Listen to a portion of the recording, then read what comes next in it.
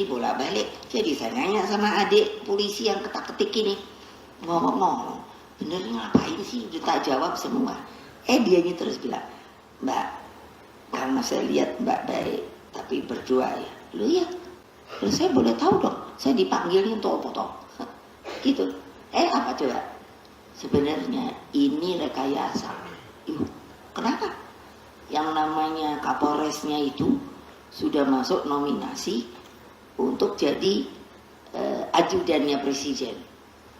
Coba supaya tahu deh. Nanti pasti gerak nah polisi. Jangan gua coba-coba ditangkap ya. Sandiwaranya Republik Indonesia supaya kalian tahu. Tepuk tangan.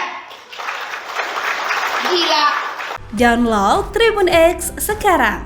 Menghadirkan lokal menjadi Indonesia.